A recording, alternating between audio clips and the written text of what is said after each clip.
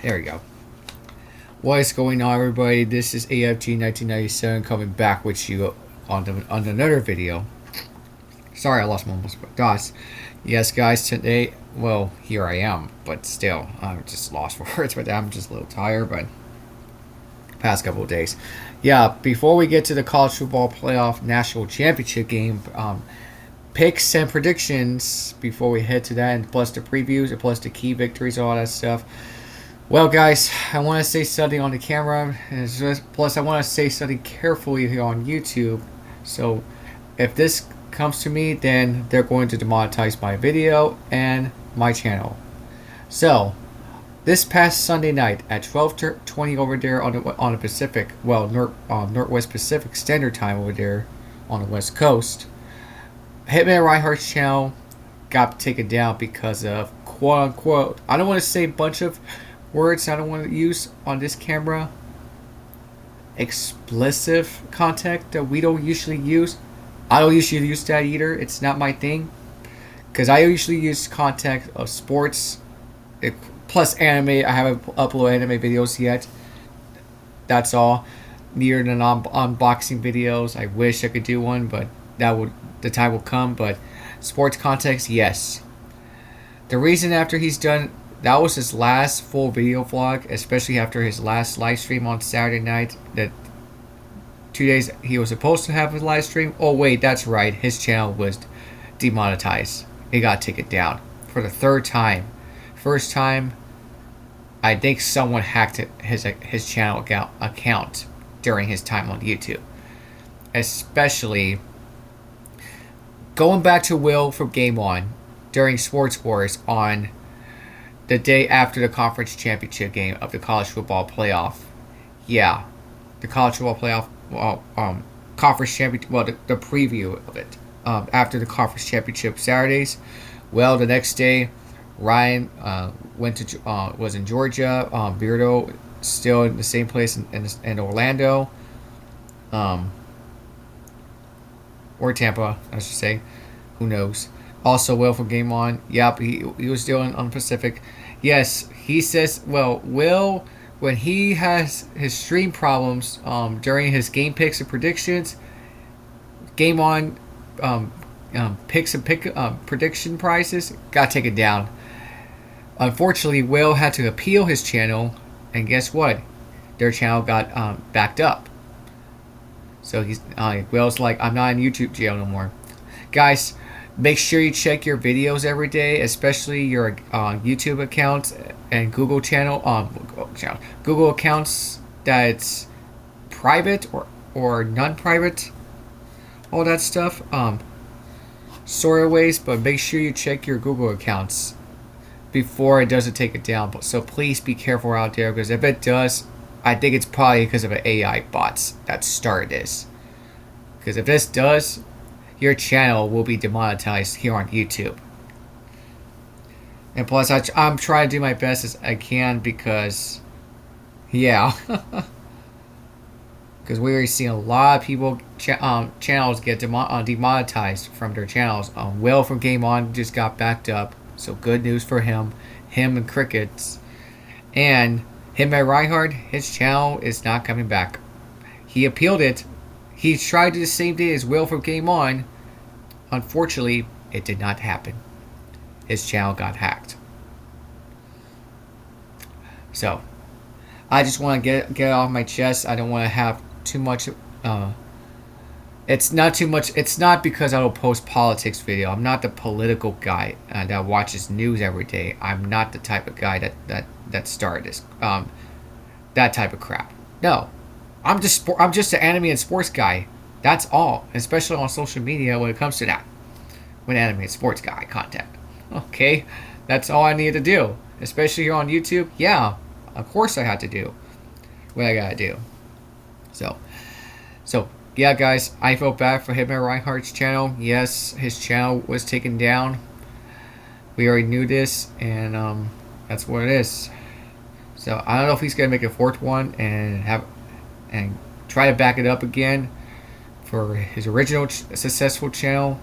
Not gonna happen, because Will from Game On is still there. Sports Wars is still there. I watch that every Sunday for live stream. Black and white sports, 1, 2, and football, and yeah, all of that kinds of stuff. Oh yeah, Yank to Tank. Mm-hmm. Yank to Tank. Yankee Otaku. Yankee Messiah. 401. Yeah, I almost forgot about you, Yankee. So, and Master of Work. I forgot about Master of Work. Yeah, he's a good dude. So, I just want to get this out of the way and not say too much about it. And yeah, make sure you check your channels from YouTube accounts, especially on Google. Please check your stuff before it doesn't get hacked. If it does hack your account, your channel will be demonetized. Also check your videos every day as well, and see if you don't get copyright or similar things. Yeah, your stuff will be taken down. Your video will be demonetized. So, just want to point that out up there. So, we're gonna leave it like that. So, college football playoff national championship game on Monday night at 6:30 p.m. in my time. Whew, that's gonna be a great game. And glad it's an early time because I'm glad it ends at 10:15. So when I don't have to worry about what time this game's gonna end very soon. So, yes, on predictions, according to ESPN Analytics, Indiana is 68.3% to chance to win over, but under Miami is 31.7 as the underdogs. So we're gonna look at a recap schedule this past season for Miami. It started off in 2025 because last year in 2024, during the 12-seeded format begin of the college football playoff. Sorry about that. Well, last season, Florida Gators, they won him by a blowout. Their rival. Kind of remind me of the 2001 Sugar Bowl matchup, the Nokia Sugar Bowl, the Ibis, the Doug hugging. Yes, Coach Bush Davis is like, go get that mascot off the field. Get him off the field. After that celebration touchdown, sportsmanlike. Yeah, it's pretty obviously hilarious. And then Florida and A&M, they won it big. Same with Ball State. South Florida, we'll get to that. We just saw that schedule right there. And then the ACC Conference opener play. They won it by 4 against Virginia Tech, and that game was really good. Cam Ward had a successful game out of Incarnate Word. Now playing with the Titans. 343 passing yards of his game, and then he got his highest game has got to be 437 of his career high against Cal. They won it by a point. Yes, they won it by a field goal. No, by a point. And then the next game, they won it by a touchdown against Louisville. If I could correct that one, because I was watching postseason baseball at that time. And then they won it bigger against their rival Florida State after 2 years after they deserved to be in the playoff. Well, that's not the case because the quarterback injured in 2023 without Jordan Travis. He ended his football career. That pretty much sums up, especially NFL. That pretty much cost his career. So that's pretty awfully. You saw what Florida State did. It's just terrifying themselves after they went undefeated and they lose to Georgia in the Orange Bowl. That's what happens. If you're a football player, you gotta play the game. Your life is on the line, and football is a physicality game, and you gotta be in immortality. It's a dangerous game. It's a violence game of sports. So you're gonna get hit. You're gonna get hurt. Plus, they won against Duke. That loss to Georgia Tech does hurt them the most by 5, and cost them college football. Well, until the next game, we'll get to that. Yeah, that pretty much stays in the college football playoff race. But one blowout blowingly out against Wake Forest almost by 30. And then they lost the most important game. The college football playoff is all over for them. They lost to Iowa State. Syracuse. Excuse me. Syracuse. They lost to Syracuse and cost them the college football playoff. That hurts them the most. And then the next game they lost to the Pop-Tarts Bowl against Iowa State.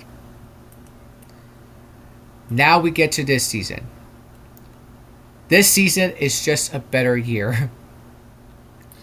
They wanted a head-to-head meeting against Notre Dame, 27-24. Head-to-head meeting is what matters for the college football playoff. Excuse me.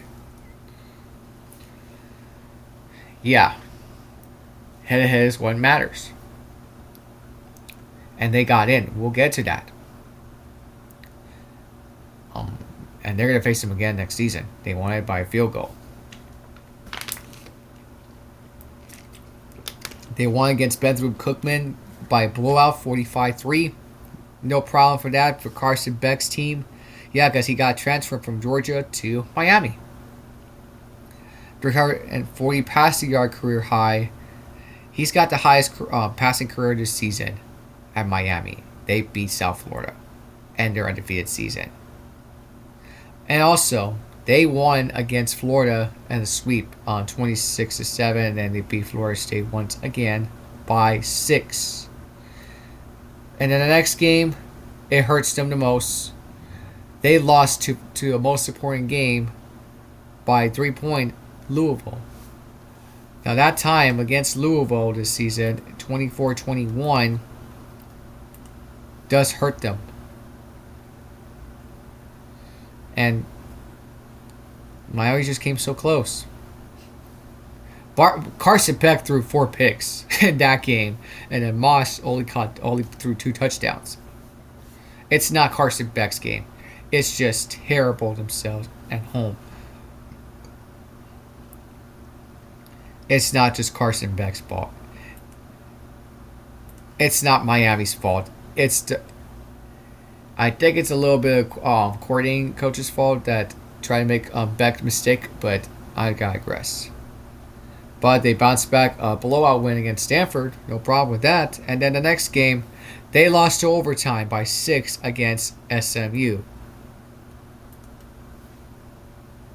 Southern Methodist University. The Pony Express. But Beck only threw 2 picks and a touchdown. Well, twice. And twice a picks. Twice a picks and touchdowns. And that's the recap. SMU is still finding a way to affect the ACC race, even after losing the ACC regular season game for the first time and falling out of the college football. The college football playoff picture for Miami. It's not even over yet, but they're still got some more important things to take care of. Is win the game. Win. You're playing to win. You're there to win. And then they bounced back against Syracuse, 38-10. A blowout win against NC State, 41-7. Derek Winberg, athletic director over there at NC State. And then they won against Virginia Tech, 34-17. And then they won against Pitt, 38-7. Yes. And that selection day in the college football playoff, well, who got the last spot to get in? Miami. At large bid over Notre Dame. Because of the head-to-head is what matters. Because of 27-24 win. Honestly, also, Bama is the one that got in because of the three-way loss from Georgia at the SEC championship game, and which is fine with that. The committee was okay with that, and that's why they want to put Bama in. Besides Notre Dame, well, actually, no, BYU is the one that got punished from Texas Tech, and then Notre Dame did not get in because of Miami. Notre Dame, I think you better sit down and move on, please. Move on, please. Don't make Ryan Kendall make you angry. He already knows that. Holy crap. We'll look at the recap brackets. But, yes, Miami's game, they won. I just put that video on there. They won against Texas A&M by a touchdown because of the low scoring game. Field goal, then touchdown. Now that's all she wrote. And after the intercepted, that game was already over in College Station. Because in my area, besides College Station, in my different area in this small county, well, it was a little bit windy too, as well. And then on New Year's Eve, the Goodyear Cotton Bowl Classic, they got the revenge from that 2002-03 Fiesta Bowl BCS National Championship game. That is Ohio State Buckeyes. They won it 24-14. And that's what it does. And plus, their first Fiesta, and that was the same thing back in 2002-03 in their appearance in the Fiesta Bowl. Miami lost there, and I want to look at Miami Hurricanes from their bowl games, because I already know the whole story of Miami football. Because they lost consecutive games. They were 0-4 in the Fiesta Bowl. What Mario Cristobal has done, yeah, he's done too much of it. He's a hell of a lot of coach. Now, and let's look at the bowl games on Miami Hurricanes. They've lost a lot of games. Well, it started against back in 1985 against UCLA. They lost by 2, 39-37 in 1984 season. Yep, that was the first mistake. The second mistake, 1986-87 season against an underdog Penn State team in the national championship game. Jimmy Johnson against Joe Paterno. And yes, Vinny Testaverde drew like 4 or 5 more picks in that game. That hurts them the most. Well, 2 days after New Year's Day. And Jimmy Johnson says, "We accept the Fiesta Bowl." It's like, oh no. Oh no. Yeah, that pretty much hurt Miami to go to the Fiesta Bowl. Like, I do not understand why. I just don't get that.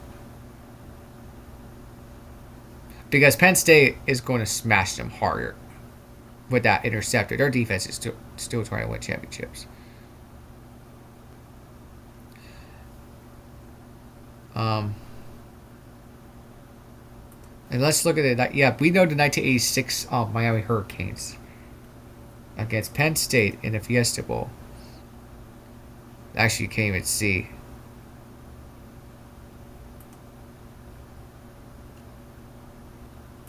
But I can't find the stats, but I digress.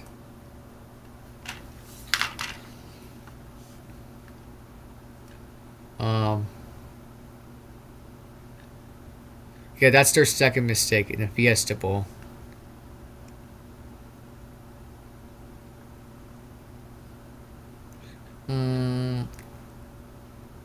I can't even find it, but yeah,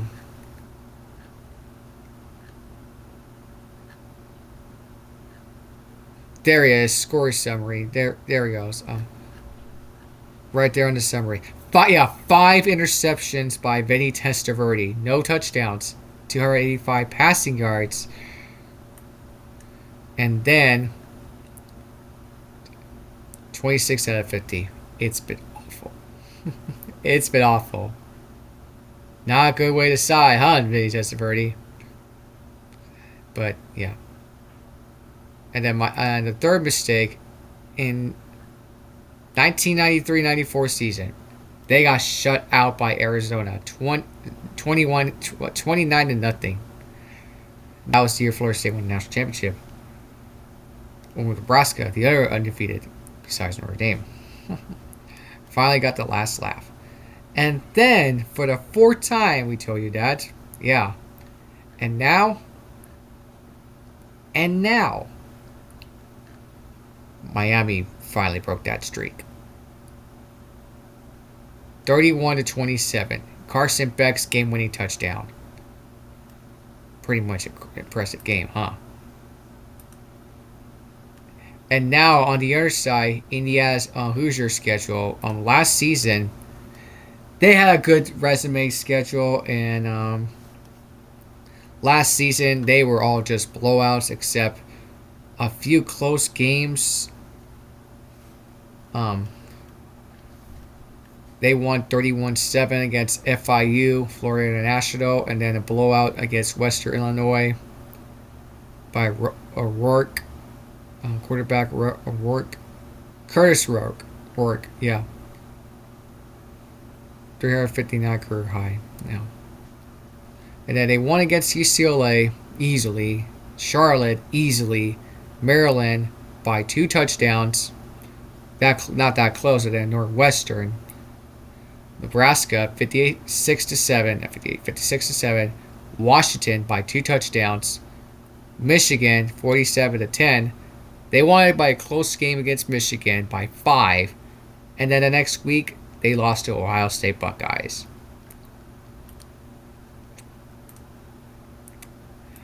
Impressive.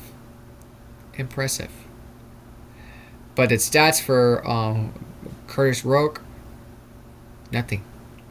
No touchdowns, no picks, 8 for 18, 68 passing yards because of Will Howard. It was on him. All on him. And then they bounced back on a big spank against Purdue. Sorry, Ryan. And then the next week, they lose to... the next game, they lose to Notre Dame by 10 points. Double digits. And I'm going to check on Rogue's stats. Only 2 touchdowns and an interception. Because Riley Leonard only got a touchdown and interception now playing with the Colts. Yeah. That did not help out for Rogue on Kirk Cinetti. But this season is a turnaround. But after those impressive loss, two wins and 10 losses in 2021, I'm not going to go there for the first time. Not my life. They won against Old Dominion by 13. Yes. A blowout against Kennesaw State. A blowout against their rival Indiana State.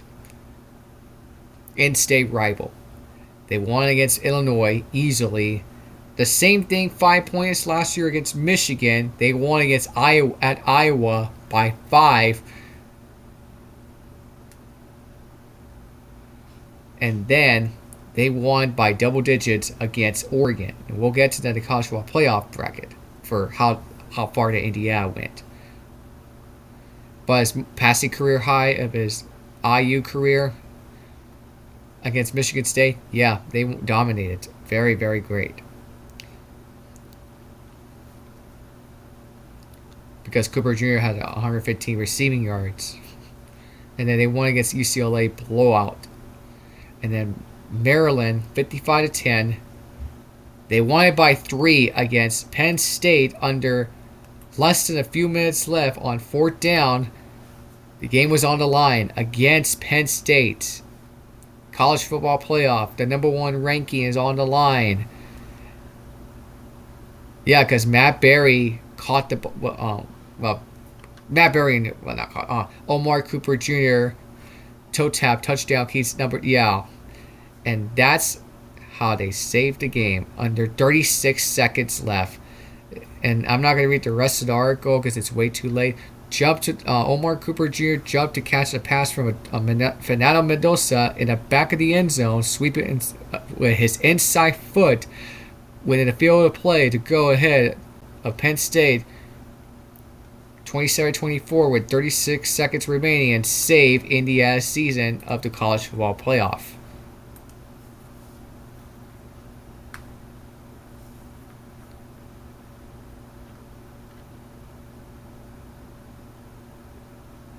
Yeah, save Indiana for their first loss of the season. Yeah. Without James Franklin, right?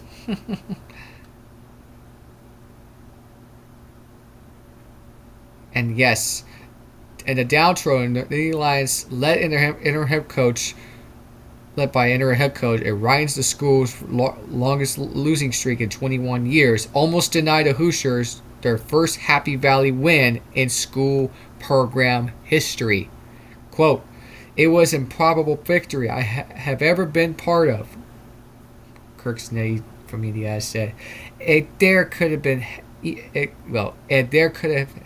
better place to make it happen. Yeah, because they won a bunch of games and man, pretty much saved the season for Indiana Hoosiers, right? And then Phenomenal does only threw a touchdown pick, almost to 20 completions. But Gronkmeyer,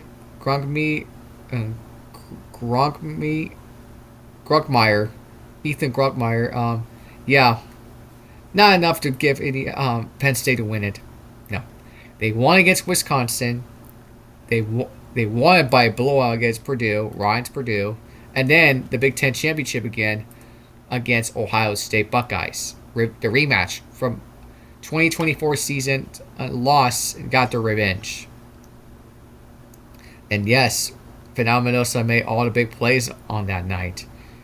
And that ends the drought for the first time since 1967. And outright for the first time claiming since 1945. Conference champion claimed outright since 1945. It's been 80 years since. Phenomenal Mendoza quoted it. "We were never supposed to be in a position, but now we're the flipping champs." Mendoza shouted on television before he was selected the game's MVP. "We are brothers. We know how to stick together, and we're the toughest glue ever." You bet your butt you are. Wow. And plus, he won the Heisman Trophy winner. And a week later. And then a year late, Hoosiers. Coach Sneddie said, "I have 3 weeks to get these guys humble and hungry." Look where you guys are in the national championship game. Yeah, they're in the national championship. And Becker said, "The Hoosiers are real, and we are here." 126 yards for 6 passes. Yeah, he caught that. He caught 6 catches in reception. Yeah, that pretty much saved their season. Plus, the college football playoff. How did IU win that far? They shut down Alabama. They beat Oregon in the Peach Bowl, and now here they are, the national championship game of the college football playoff. Plus, for the first time since 1998. We're going to have a new national championship company sports brand. The hoodie I'm wearing. Adidas. Since Tennessee won that year, the BCS Bowl Championship Series, the inaugural, beat Florida State by a touchdown 23-16. Yes. T. Martin was the quarterback. Peerless Price was the wide receiver.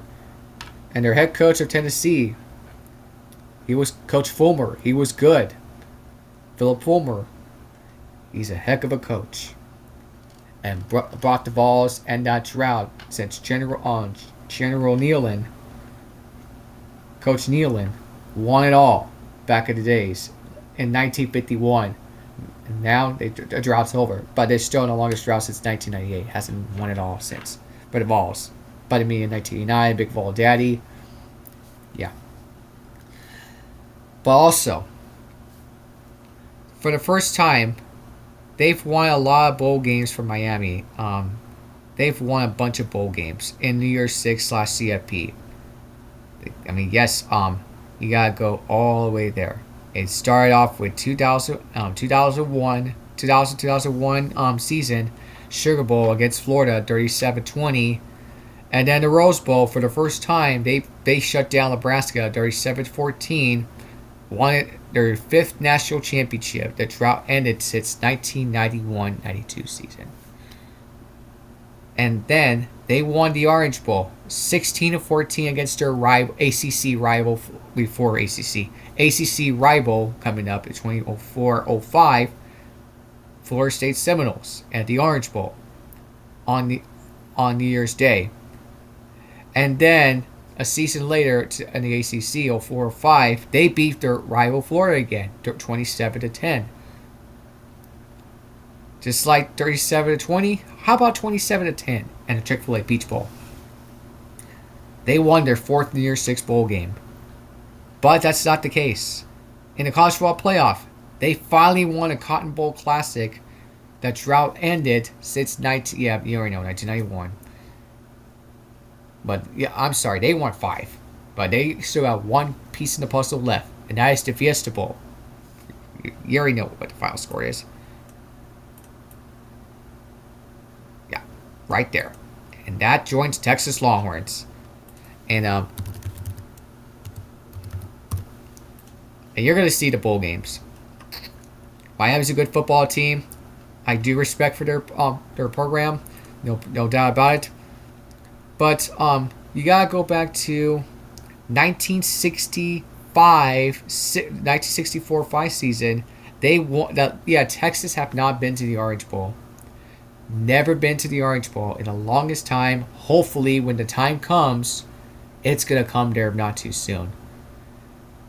Whenever it's the college football playoff, it's gonna come. It's going to come there very, very fast, very soon. And Coach Royal was there, Daryl K. Royal. It's going to come. They won their first New Year's Six bowl game ever. The second New Year's Six bowl game was the Cotton Bowl. Well, 1970. But until 2024-25, yeah.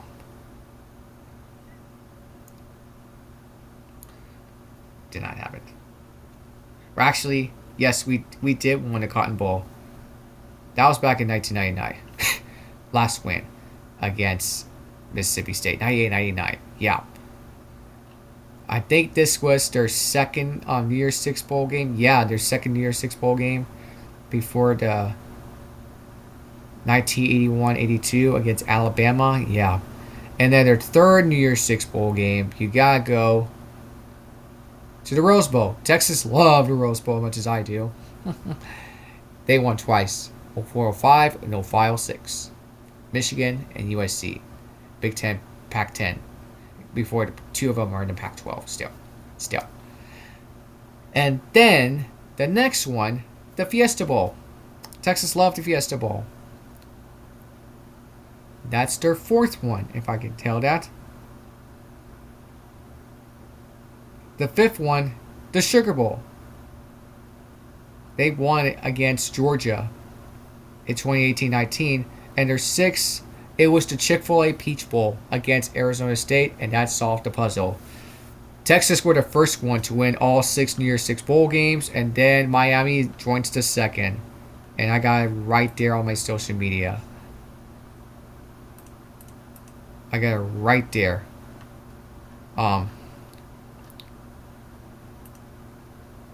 Yes.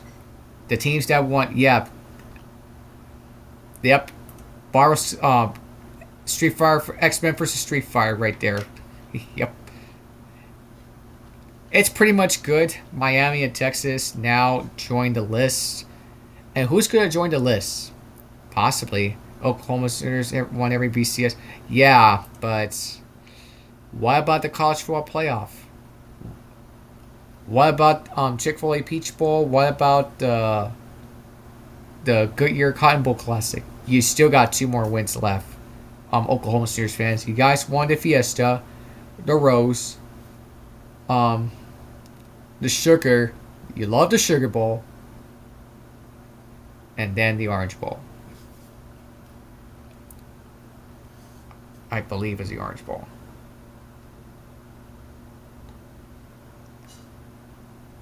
I think it's the Orange Bowl. Yeah, that's right. It was 2000, 2001. Yeah. I get the point. So, yeah. was not a BCS, but still, they never play. Yeah, especially in the Cotton Bowl, they have never played in the Cotton Bowl. Yeah, and got spanked. Got spanked. So we're gonna look at the other ones.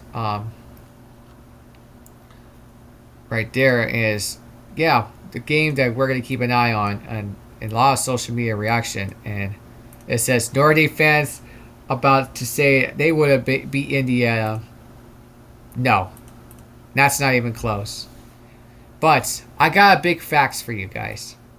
Last time they went 16-0 in the national champions to win the college football game, you gotta go back to 1894 on non-FCS, well, FBS back then to FCS. Yale's been the FCS, but this is the FBS. It was the Yale Bulldogs, independent team. They went 16-0. They finished perfect. There's Penn in the national championship game. Yes, these were all independent schools. I think Yale beat Penn. Yeah, something like that. History remains. And it says the Bulldogs' 16-0 record was not matched again at any level of college football until 125 years later when, yes, we're going to get to the next. The North Dakota State Bisons, they won the national champions in 2019-2020 before COVID. They finished 16-0. They were the second FBS/FCS to win the national championship. Can Indiana Hoosiers join the list next? Because they beat in the national championship against James Madison 28-20 by 8 points. Great heck of a defensive play. And who was the quarterback? Trey Lance. Trey Lance in college. 72 passing yards, 6 out of 10. Ben DiNucci, 2 touchdowns and the pick. 204 passing yards, 22 out of 33. That's the big case if you're a football fan, right? So, yeah. Can Indiana join the list? But here's the keys of the game. I'm going to get to Miami. Keys victory.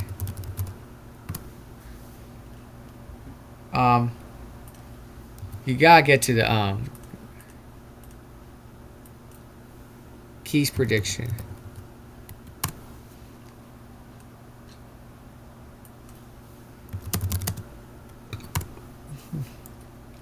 According to the AI, here's Miami's keys in the game. Number 1, run the ball effectively. Miami must overcome Indiana's top-ranked run defense with their strong offensive lines and running back Mark Fletcher Jr., who has excellence in the playoffs. Yes, he scored a game-winning touchdown run against Texas A&M inside the red zone on the first game over there at College Station. Pretty much impressive there. Number 2, and plus to beat Ohio State in the Cotton Bowl, that pretty much woke them up. Number 2, defensive line dominance. The defensive front, led by Rueben Bain Jr. and Akheem Mesidor, needs to pressure Indiana's quarterback and disrupt their offensive rhythm as they've done all season. They gotta get some work done to do, because if they can't stop Indiana's quarterback on Fernando Mendoza, the Heisman, especially on the wide receiver, it's gonna be a whole lot of trouble from there. So they gotta get some work.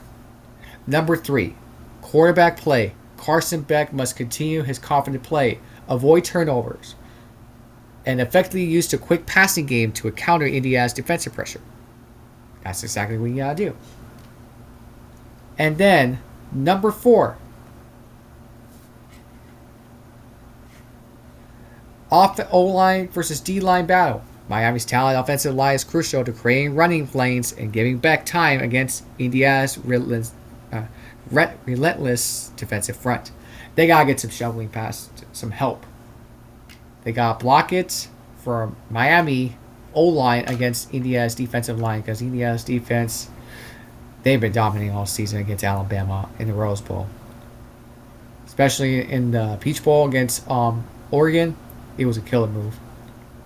And then Hoosiers keys in the game. Disrupt Carson Beck.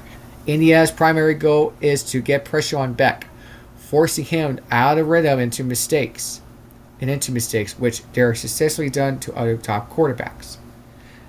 Just throw the ball. Run the ball. Don't get too much pressure on there. Number 2, stop the run. They must contain Mark Fletcher Jr. and limit Miami's powerful ground game, a major challenge given Indiana's strong defense stats against the run. All we gotta say is, don't fumble the ball, because Miami might effectively cost a turnover when the time comes against something which has never been done when it comes to fumble the ball on IU's defense. What happens if the IU offense gets losing the ball from Miami's defense? That's going to wake them up very hard. That's your key plan. Stick to the basics. Tackle in space. Number 3. Indiana's defense is no expectational fundamental tackling in open space. They need to maintain that discipline against Miami's playmaker. Just audible the game plan. You guys get the game plan and call plays on Coach Cristobal or Coach Cinetti. That's your helping to win the game. And last but not least, for third and long, their defensive discipline and pressure should aim and create difficult third down solutions for Miami. Miami's got to get some work done. They have to work. That's your game plan right there. That's your game plan.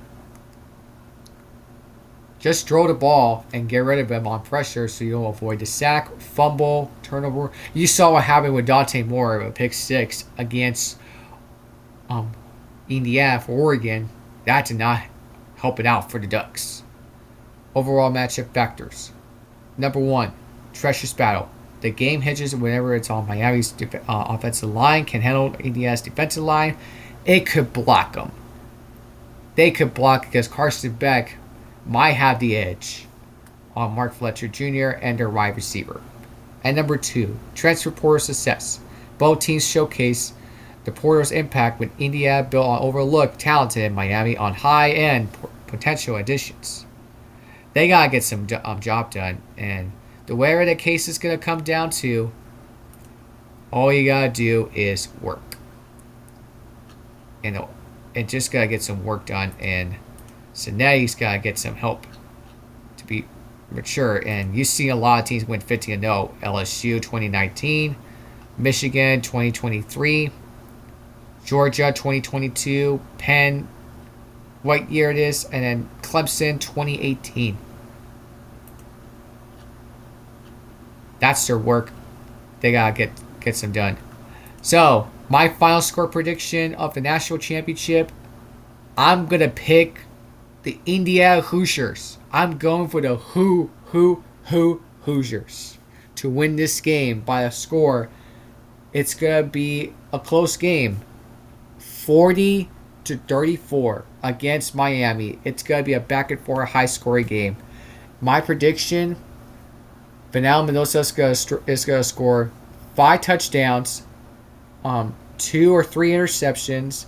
He's gonna get 300 plus passing yards, or more, like 350. But completions, it's gonna be tough. It's gonna be tough, and hopefully he doesn't force a fumble. Near to Carson Beck, probably 1. And I'm gonna go with Carson Beck, 3 touchdowns, 1 interception, probably 250 plus passing or 300 more, and that could be a little bit of completions for Beck and Vanal Mendoza. I got the Hoosiers winning this game by a score of 40-34, not overtime. It's gotta be a close game. Under 2 minutes left in the ball game, and this is going to explode the Hoosiers' confidence over Miami Hurricanes. So, what do you guys think of this? Who is going to win the national championship on Monday night? Do you guys want Miami at the home field turf? This is the first time since they started back in 1998, BCS/CFP. Miami's in home field at Hard Rock Stadium. I don't care if it's Orange Bowl. I don't care if it's Dolphin Stadium, Pro Player Stadium. or whatever it is, I do not care. Do you guys want Miami to win? Make your case for that. So, thoughts in the comment section down below. Smash the like button, subscribe to this channel, ring that bell notification to share this video out there. Yeah, it's almost 6 o'clock. Gotta end this video now. I hope it's going to be a great game because I got the Hoosiers winning this one. And they're going to be the first one to go 16-0 since Yale did in 1894 because of that. So, there you have it, guys. You have a great day.